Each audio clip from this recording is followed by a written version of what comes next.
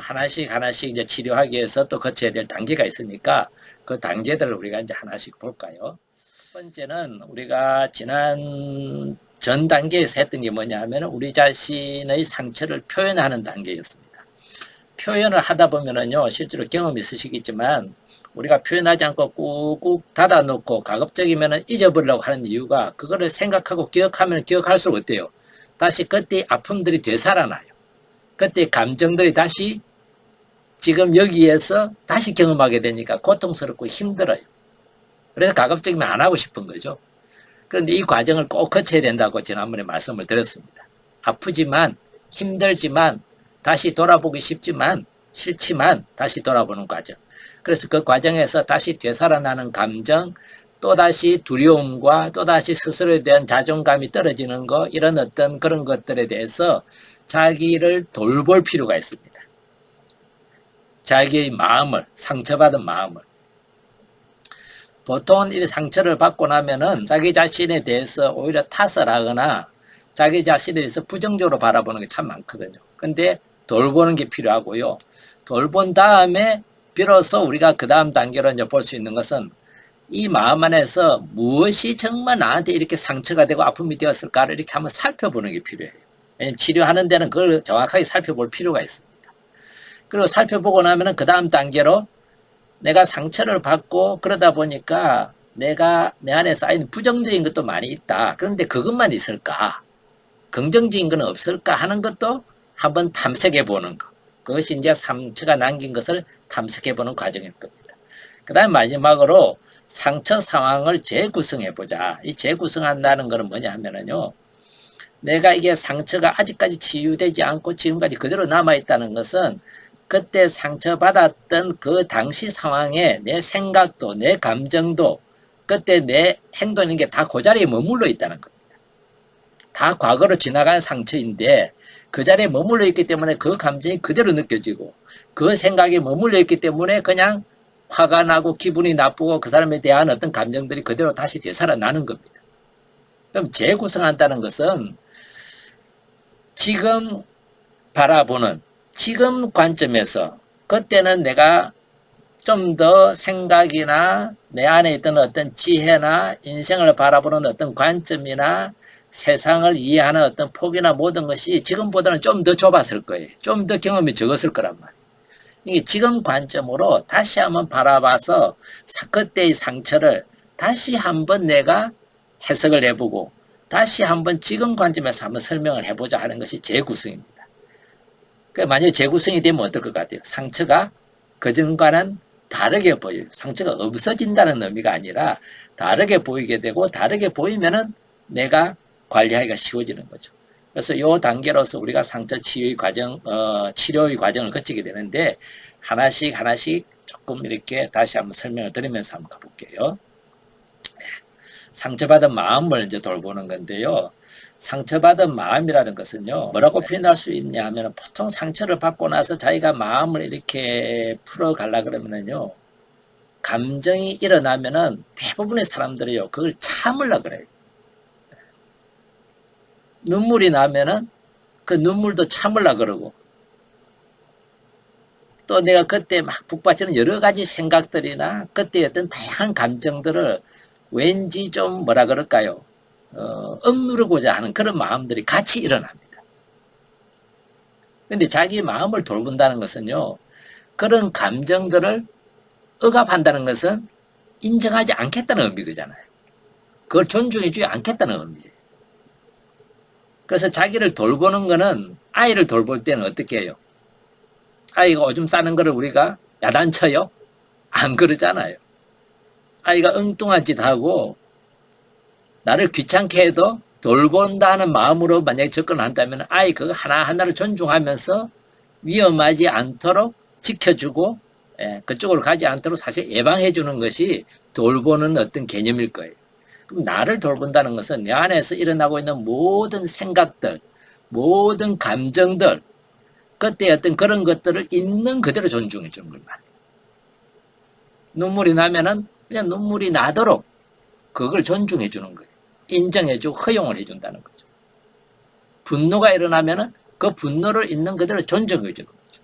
왜 내가 화를 내고 그러지 하고 스스로를 뭐라 그럴까요? 참게 하려 그러거나 좋게 표현해서 다독거려서 화를 내지 않게 만들려 그러거나 그런 거는 나를 존중해 주는 것이 아니라는 겁니다. 그래서 존중해 준다는 것은 내 감정이 흐르는 대로 잠시 내버려 두는 거예요. 그리고 그런 어떤 감정이 흐르면은 거기에 잠시 머물러 보는 거죠. 눈물이 나면은 슬프면은 그냥 울어보는 거예요. 울면 안 된다 하고 스스로를 다독거리거나 스스로를 이게 막지 말고 그게 감정을 조절하는 거죠. 화가 난다. 그런데 나는 생각이 옆에 있는 책상을 때려 부수고 싶고 그것도 깨고 싶다 이러면은 행동은 조절하세요. 그 행동은 조절하되 그 감정 자체는 존중해 주세요. 내가 정말 화가 많이 나는구나. 정말 미치도록 화가 나네. 그래 화날만 하지. 이런 상황에 왜 화가 안 나겠어. 화 안 나는 게 더 이상하지. 그런 것으로 자기 자신의 감정을 분노든 슬픔이든 억울함이든 그런 것을 있는 그대로 존중해 주면서 거기에 그 감정이 머물러 보는 거. 그게 중요해요. 그 다음에 이제 존중하고 나면 스스로를 여러 가지 말로 위로를 말해주는 거죠. 아, 정말 힘들었겠다. 이것 때문에 내가 정말 힘들고 고생했지. 내가 얼마나 이것 때문에 마음고생을 하고 이것 때문에 억울해하고 밤잠을 설쳤는지. 그런 자기 자신을 여러분들이 친구에게 정말 위로를 해준다고 생각하고 자기 자신에게 그렇게 따뜻한 한마디로 위로를 해주는 거죠. 아이고 바보같이 그것도 못 참고 스스로 이거는 뭐죠? 탓하는 거예요. 그래서 어떤 일이 있더라도 자신을 탓하지만 않는 거 중요해요. 왜 내가 거기 가가지고 자기 그때 그런 사람을 만났던 어떤 행동이나 그때 자기가 적절하게 대처하지 못했던 어떤 그런 것이나 이런 것들에 대해서 자기를 탓하지 말라는 거예요.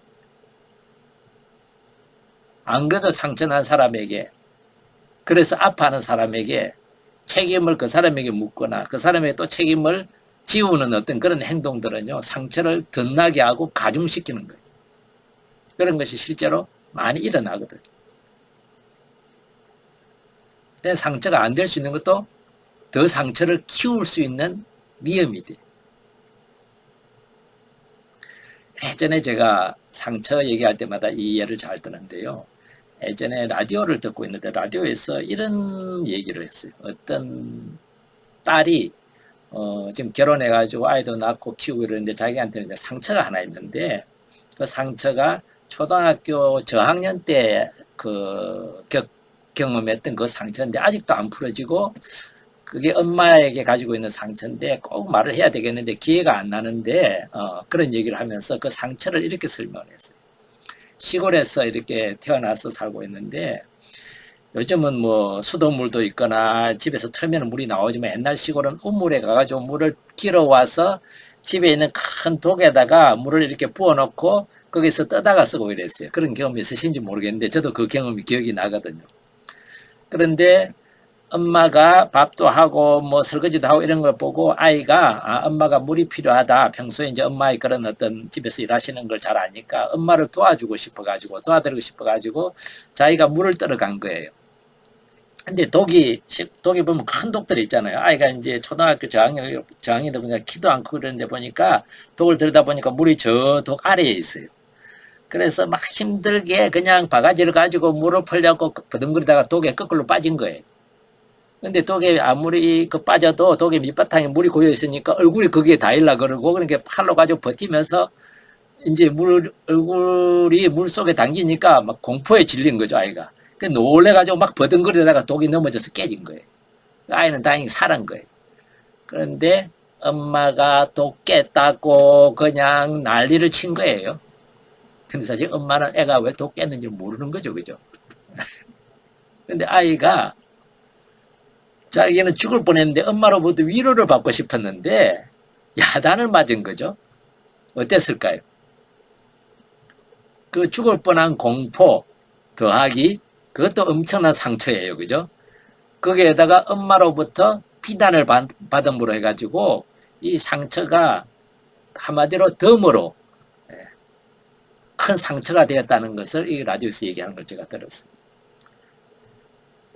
우리가 대부분은 이렇게 상처가 있으면은요, 마음이고 몸이고 모든 면에서 약해져요.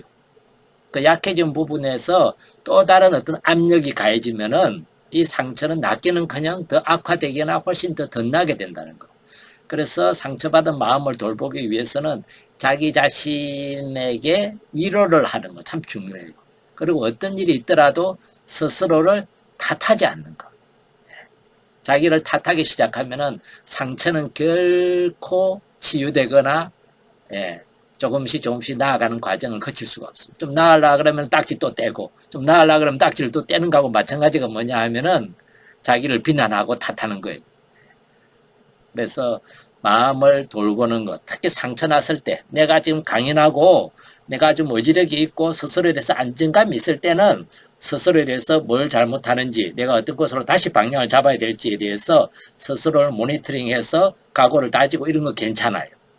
그런데 지금 상처가 난 나를 지금 치료해야 되는 그런 어떤 상황이고 그런 시간이라면은 스스로를 돌보고 위로하고 다독거리는 거 참 중요하다는 거 꼭 기억하시면 좋겠습니다. 조금 쉬었다가 그러면은 우리가 다시 시작하도록 하겠습니다. 10시 26분이니까 한 5분 쉬셨다가 다시 만나도록 하겠습니다. 예.